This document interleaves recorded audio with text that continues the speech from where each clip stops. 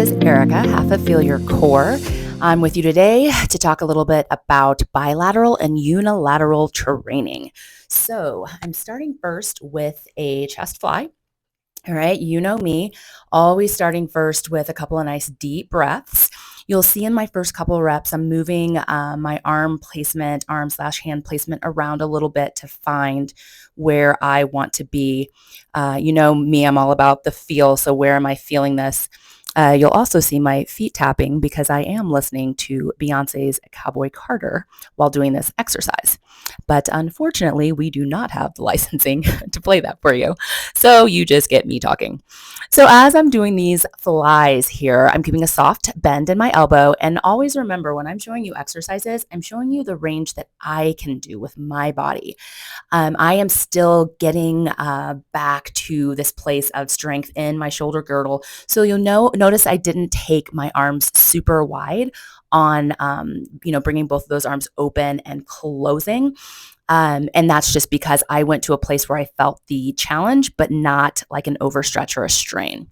All right. Next, I'm going into the unilateral version. So on both of these, I really think about like a hugging motion. So in the bilateral version, I was hugging both arms. Now I'm leaving one arm up and that arm's being stabilized by my shoulder as I allow the other arm to come down as I'm doing like, a one-armed hug. All right. So if you notice in my torso, you'll see my belly rise on the inhale. And then on the exhale, you will see my abdominals come in. I'm thinking about pulling my abs away from my t-shirt, and an up is what I like to think often. And the abs are being used as stabilizers and as my power source. If you notice, even with my breathing, you'll see me doing exhalations and breathing out through my mouth, and you'll see those get more intense as the exercise gets a bit harder and I'm getting closer to fatigue. So the whole idea behind this unilateral training is for balance and stability. You'll definitely notice that right away. You'll also notice those obliques for the abs kicking in. Also a little bit of, muscle coordination, a little mind-body effort here, trying to keep one arm in one place while the other is doing something else. And again, for that core activation.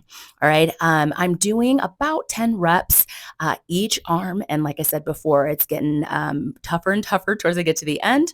I finish there. I'm bringing those weights down safely down next to me. So next, we are going to go ahead and work the back. We just worked the chest or the front. So now we're going to go ahead and work the back with a bent over row. So first thing is start position always. So I have my knees bent. I'm doing my best to keep a nice flat back. If you've been on our channel for a while, you know that I've admitted to being a bit lordotic in my low back, so it arches a bit. But I really am using the abs again for stability, exhaling, drawing my belly away from the floor to try to keep my back nice and long. As I am rowing, what I'm thinking about is leading with my elbows. And it's as if I'm dragging the elbows back and then almost kind of wrapping them around my torso. What I am not thinking about is pulling my shoulder blades together. Again, I am not thinking about pulling my shoulder blades together. I'm thinking about keeping my scapula, those bones on the back of my shoulder, nice and long and down as I am dragging that elbow back and wrapping it around me a bit. So once I finish the bilateral portion, which is the double, right? I'm going into the unilateral portion.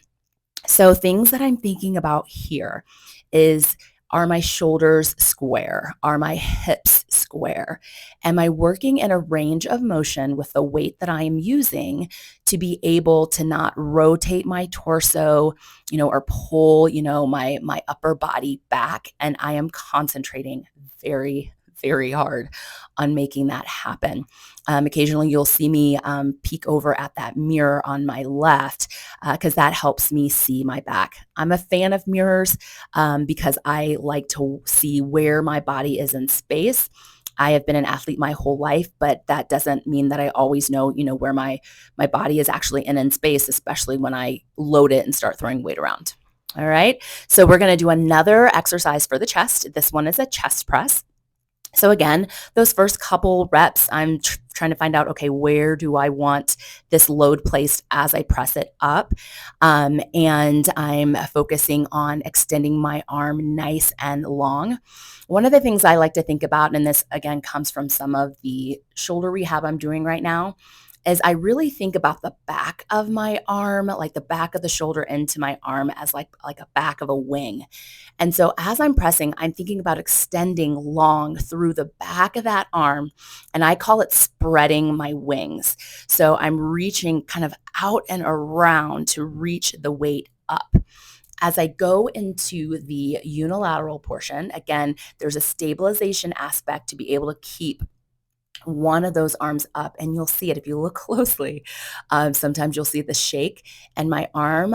Also, I'm again trying super, super hard to keep my arm nice and long from activating my tricep, so that muscle on the back of my upper arm, to keep my elbow extended while that weight is hovering overhead. All right. Again, this one does kind of take a lot of mind body. And as I'm, listening to Beyonce and also trying to count, I'm trying to make sure I get in the correct amount of reps. I might have gotten in a couple extra just to make sure I definitely got you guys to 10. All right. And again, you can see the abdominals on that exhale. The abs are drawing in to help me stabilize and to help with that power. So one more exercise for the back, okay? So the back and the shoulders. I am a huge fan of this exercise. It's a prone arm raise, all right? So prone on our belly and then straight arms. So I originally had 2-pound dumbbells to start this exercise. I tried 2 of them and I was like, no ma'am, not today. So you see here, I got rid of those and I'm just using my body weight, the weight of my arms. Again, I'm thinking about so many things here. I'm thinking about the wings again, right? So now you can kind of see my wings, the back of the shoulder. I'm thinking about making sure they're nice and long as I reach my arms and lift them up. One of the things I also like to think about here is, as opposed to thinking about lifting them up, I think about pressing my upper arm bone kind of um, up against something. Because sometimes when I think of like lift, it makes me think in front, and I'm really doing a mind body piece here on working the backside of my body. So we're working supraspinatus, and we're also working your traps here. Okay, so mid and lower traps. I don't feel a lot in my upper traps because I am actively thinking about kind of my bottom rib going towards my hip as the arm reaches. So that's an opposition piece. So my back muscles kind of going down as the arm lengthens and lifts. I'm also thinking about exhaling, drawing my belly away from the mat. In Pilates, a teacher told me it's called mouse in a house. So the house is the space under my belly button. And then when I exhale, I have to pull my belly away from the mat to make space for that little mouse. So I'm also thinking about that.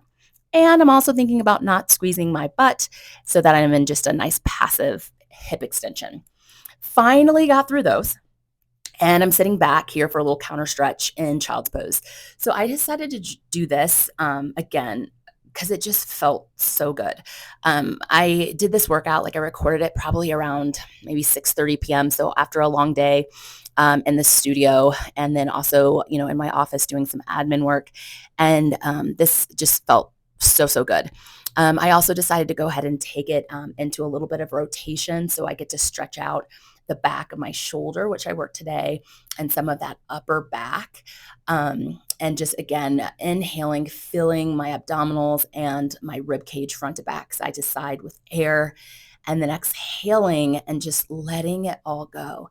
So what I do personally and what I coach, my clients with is, breathe in to those places that are tight, and then exhale and just let it all go. I'm finishing up again with a little bit of a child's pose here. You can see me walking my fingers back to get my hips to sit back a little bit. Again, feeling super tight kind of through the low and upper body. But thank you so much for joining us. Like and subscribe, share with a friend, and we'll see you next time.